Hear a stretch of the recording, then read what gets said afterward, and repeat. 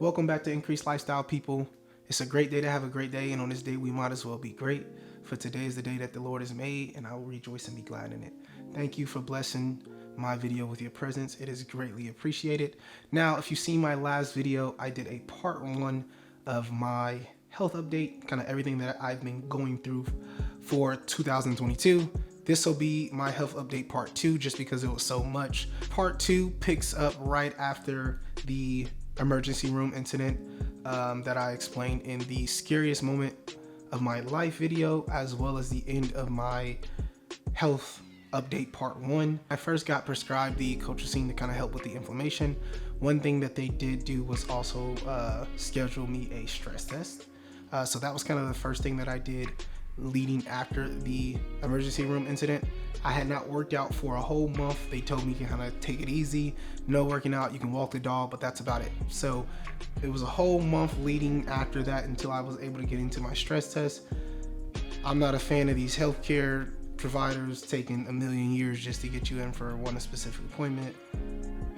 I mean, I know it's a lot going on in the world, but I mean, yeah, they got lives too.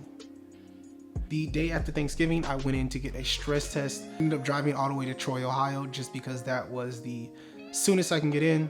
So I arrived there, they put me on a treadmill, hooked me up to a live EKG, and they had me start walking on the treadmill for 3 minutes. Now, after every 3 minutes, the incline as well as the speed increased. Of course, the test got harder and harder. I think my max heart rate ended up being 180 beats per minute. And I lasted, I think, a little over 10 minutes. Now, right after I finished that, they had me sitting down and kind of getting my heart rate back down. They provided me snacks. It was very nice, but the problem was I was not feeling good at all. It took me a while to kind of get my breath back.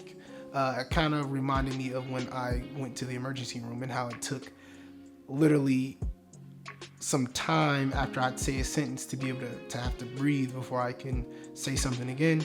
So I had that same shortness of breath, and it was like I kept breathing hard over and over again. And it took me some time to just kind of regain that breath. Part of me was thinking like, man, this is serious. This is something that like I'm young, I'm 23 years old. I shouldn't have to be spending this time taking to get my breath back. But one thing I did have to account for was that I spent the whole month without working out. So a whole month without working out, of course, your fitness levels are going to be drastically lower than what they were beforehand. So after the stress test, I didn't really receive any results. They published some things on my chart, but nothing out of the ordinary. It just kind of displayed my blood pressure, my heart rate, and different things like that, and how long I went. Right after my stress test, I didn't get the results back just yet, but I was already going in for my echocardiogram. For my echocardiogram, they had me lying down. They strapped wires onto my chest, ribs, and stomach, and they did an ultrasound on that. Everything came back pretty good from the echocardiogram, so there was nothing kind of note there.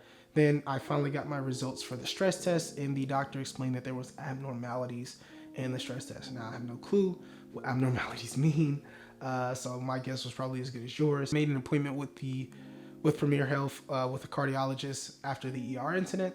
So they were kind of trying to judge of the severity of the stress test results, if we should move that cardiology appointment up a little bit or not. So I never really got in to kind of talk to the doctor about the results. But after that, we had already had my MRI scheduled for my lower back and my hips. So I went in for that this week on Monday, same day that I did my MRIs both on my hip and my lower back, which was yesterday. The doctors reached out to me and expressed that they wanted to get an appointment done as soon as possible for me to meet with a doctor and the physician that I've been seeing over the course of the past 8 months. I didn't know they could even get appointments in as fast as I did. So we made the appointment yesterday around 4 o'clock, and I got in today at 11 a.m. And usually I have to schedule this like 2 to 3 weeks out, and I'm like, okay. But that kind of made me worry a little bit, just because I was like, the urgency of this, maybe it's a little more serious than I thought originally. First thing, when I got into the appointment, we first went over and took my vitals. My blood pressure was a little high, my heart rate was a little high, and then also my cholesterol was a little high. After that, the doctor came in and the physician as well and kind of discussed what was going on with the stress test results that we finally got to see. So we kind of dissected a little bit of the heart results first. Those came back and she said the reason that they needed me to come in and see me today is just because the stress test showed signs of heart disease. Now, the doctor's husband is a cardiologist and he kind of looked over it. Now, it doesn't directly mean that it is heart disease. The thing is that there could be tons of reasons of why my results seemed as if they did, just because I'm young and I'm 23 years old. One thing that it did show that kind of led them to believe those abnormalities was specifically that there was a blockage in not allowing that blood to be pumped through efficiently while I was doing a stress test. So leading forward after that, still have the cardiologist appointment scheduled, and we're going to be moving forward. I'm taking a medicine now. So I am now taking a prescription named Metoprolol, starting me all in a very low dose, and this is just to bring my heart rate down a little bit lower, kind of bring that blood pressure down a little bit lower as well, and kind of relieve my heart so it's not working as hard.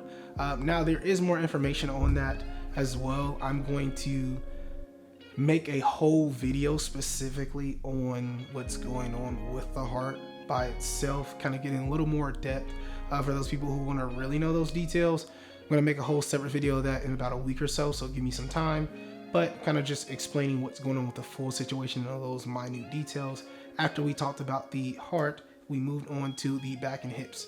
Now, after the MRI for the hips, it did show a very small tear, as well as the back showing a bulging disc in my L5 to S1 vertebrae, which is kind of pressing a little bit on the nerve roots, which can cause some of that sharp pain that I've been feeling. So we don't know which one came first, whether this one caused that one. It's kind of up in the air just because due to how these things kind of persisted over time. So it's crazy to think that I had a bulging disc while playing my last senior year of college. I am going to be seeing a orthopedic spine doctor, kind of going over the process of moving forward with that information. Yeah. That's 2022, man. That's 2022. Yep. But the thing that I often remember is that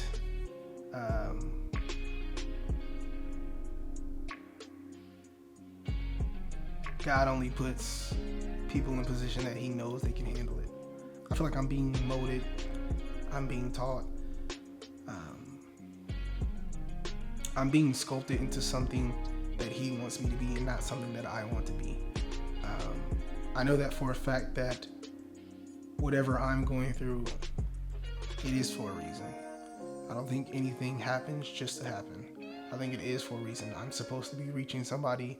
I'm supposed to be helping someone through my vulnerability and not holding everything that happens to me in. Through this journey, I will come out on top.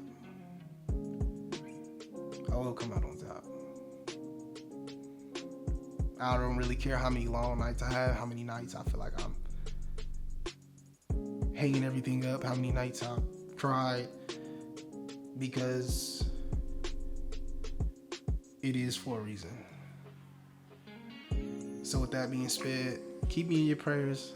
I'll keep you in mind. Keep those good spirits up. And like I said earlier today, man, it's a great day at the end of the day. It's a blessing. It's a blessing to still be alive. It's a blessing to still have the ability to feel pain. It's a blessing to still have the ability to be standing right now in front of you. It's a blessing to still be able to smile. So always understand that whatever you're going through, it's for a reason. And when you come out, you're going to be so much stronger than when you were when you went in. So I will definitely keep you guys updated as I continue through this process. I got a lot of videos coming soon. I know I've been half-stepping just because of everything that's been going on, but we're putting that full court press on everything and really trying to push out that content because I feel like there's a message in me that I need to get out. And this is the platform that I can best kind of reach the most people as possible. So I'm going to use it. I'm going to exhaust that resource that I have. So feel free to drop comments down below. And yeah, I'll see you soon. Have a blessed day.